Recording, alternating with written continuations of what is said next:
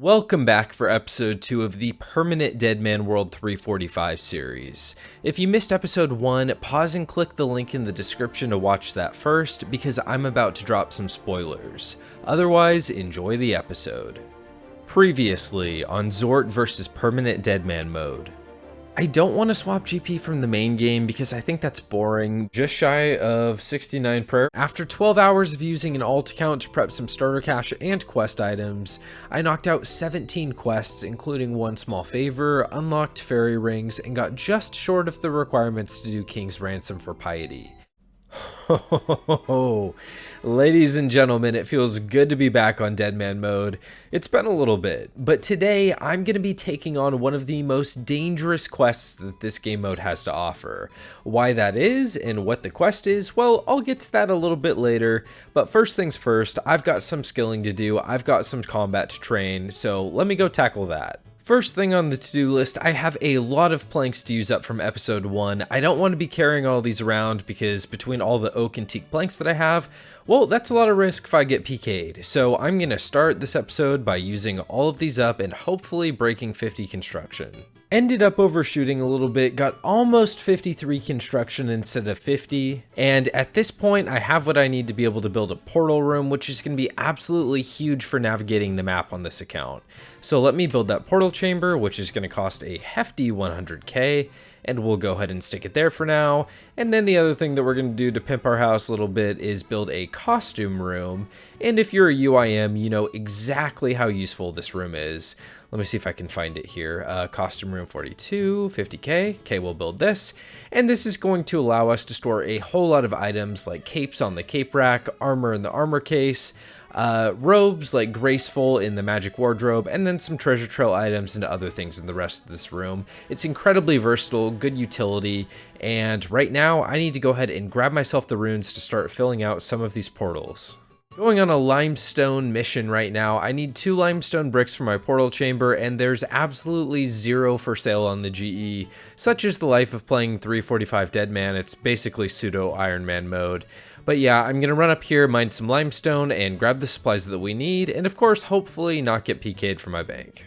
Jesus Christ, sandwich lady. Oh my god, scaring me. Okay, I think I've got just about enough limestone here, so the mission was a success. Honestly, if anyone was peeking at limestone rocks, they deserve my bank. But yeah, let's head back into the safe zone. Got my supplies here. Yes, I definitely do have 2 chisels. Let's go ahead and get this squared away. I think I have to build the centerpiece first, and then we'll get the portals built. We only get 3 per room, which kind of sucks, because there's definitely more than 3 that I would like to build, but limited GP right now, so we'll just start with this. 53 construction coming in, and then with these 3 built, I think I can go ahead and direct the portals. So it costs 100 runes per portal.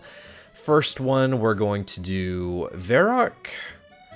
Second one, we're going to do Artie, there we go. And third one, we're going to do Follador, I think. They're all safe portals. I could do Lumbridge, and at some point I would like to do Lumbridge, but again, I only get 3 right now. What did I say this one was going to be? Follador.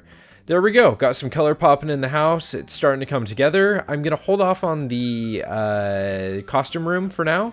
I don't even think that I have the levels to build any decent furniture. Maybe I do, but anyway, we'll come back to that a little bit later. 53 thieving coming in. I guess that's actually a requirement for Desert Treasure. With that out of the way, I think I'm getting a little bit burnt out of thieving. It's quite a bit slower than I expected, sadly. I was getting like 180k XP with the boosted rates at the beginning of Deadman and being under level 50 thieving, but right now I'm just getting a steady 70k.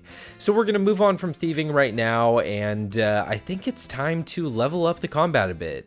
I need to knock out 65. You probably know why if you watched the last episode, so that is going to be my next task. I know I am looking like an absolute Chad right now, but I promise I've got a plan, and I'm going to get to combat training. Checking back in after a couple days of combat training, the combat stats are looking much better. You can see that all three of them have leveled up quite a bit, and hit points too, the big one being defense.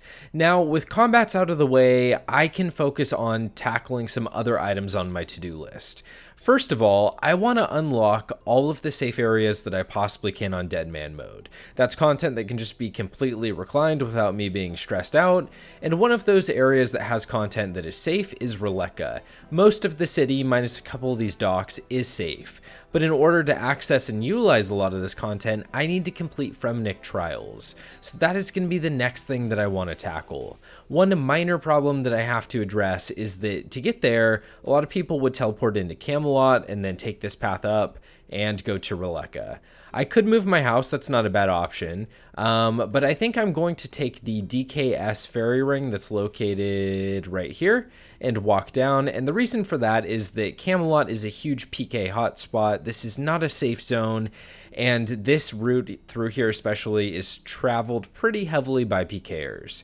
So I'm going to double check that I have all the stats and gear requirements for Fremnik trials, and let's see if we can't get that knocked out. Trying to be sneaky here, I'm running off into the corner where nobody can see me, hit this ectophile, and I'm going to run down and use the fairy ring in the woods. The one next to the GE in Edgeville is just a little bit too close for comfort, so we're going to snipe this one. I'm not actually totally sure where this is, but we're going to try to get into Releka without getting PK'd. Let's see if we can do it. And here we are. As you can see, I imagine the safe line is right here. Let's see when I walk in. Oh, even before just when I was standing here. So where is the safe line? Okay, so this is it. Good to know. Definitely going to keep that marked. First task completed. There are a few parts to this quest where you actually have to roam around the Sears area and around this house portal, which is my biggest concern right now. So hoping I don't run into any PKers that decide to go kill Vorkath. Second task completed. Oh no, okay, hang on, I don't know if that guy just saw me. There was someone right there.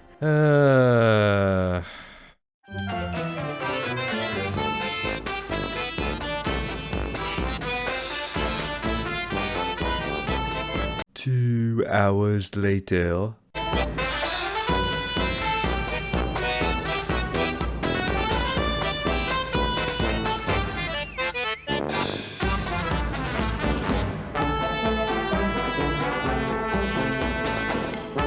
Real quick, if you're enjoying today's video, could you help me out by leaving a like and subscribe if you're not already? If you want to go the extra mile, you could also leave a comment to help me grow my channel so I can make more content. Thank you.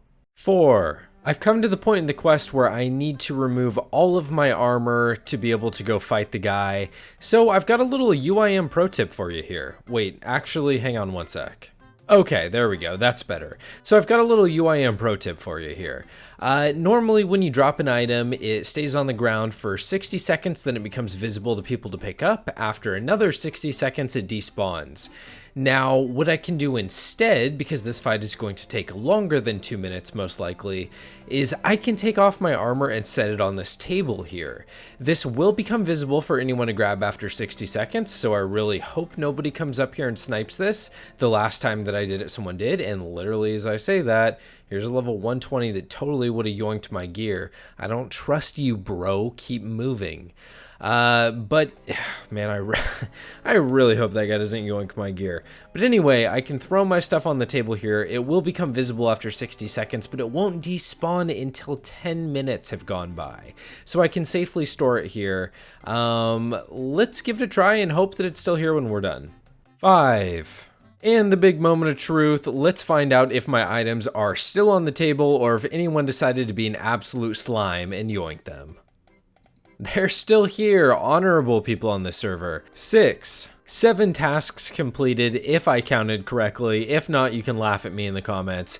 But now we just need to finish off by talking to Brunt the Chieftain, and Fremnik Trials will be all wrapped up.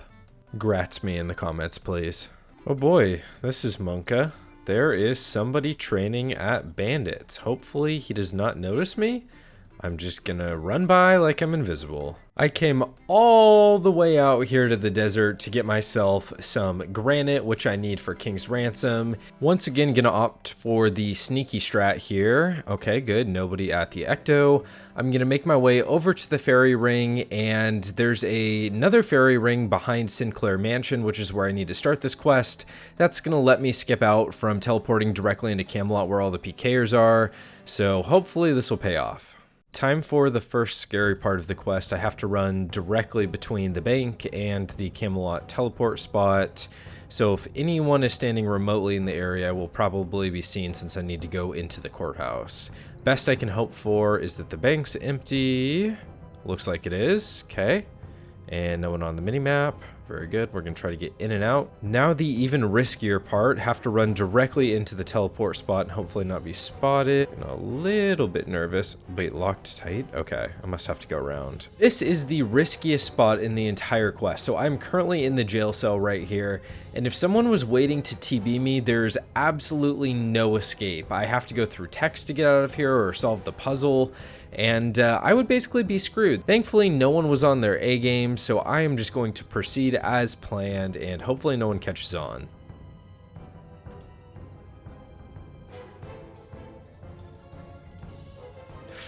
Oh no, I think I accidentally clicked the wrong thing at the very last second because I thought I misclicked it.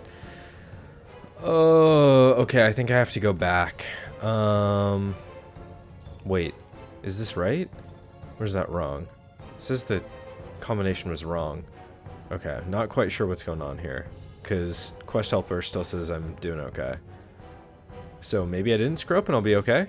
As if the Cami teleport spot wasn't bad enough, now I have to run through Multi north of Falador. Hopefully no one's waiting here. This used to be, in Seasonal at least, a really heavily camped area where clans would just pull up on you right here. Probably okay on the permanent server, but we are going to have to run over to the Black Knight Fortress for this next step.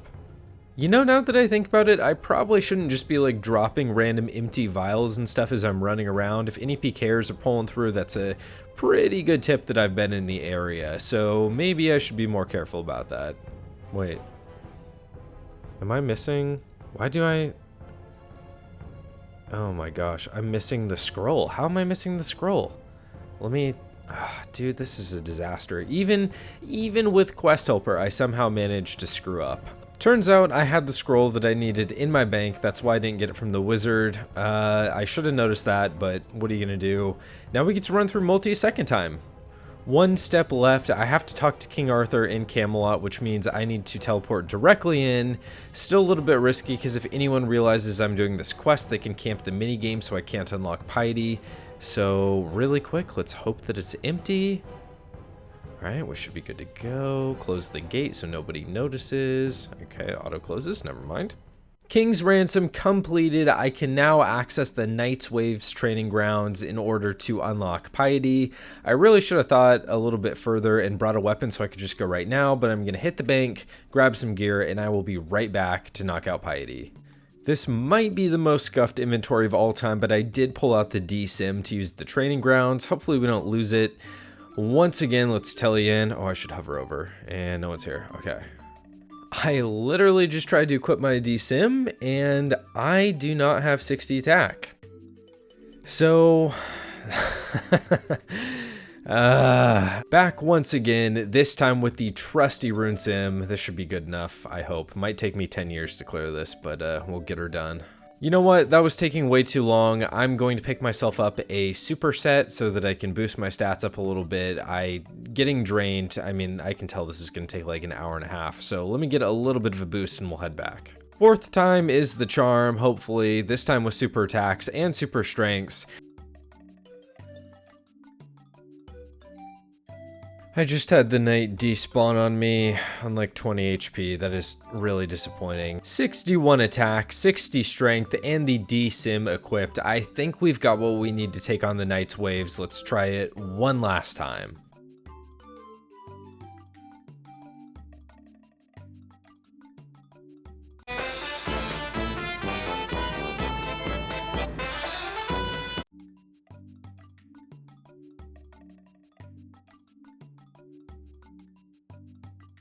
I can't believe I just cleared that on my first try. That was a little bit too easy. There's just one last order of business I need to take care of before we can use piety. Trips to the Wildy altar are never not scary. I'm hoping these bones that I have in my inventory will be enough to get me to 70 prayer. Let's find out.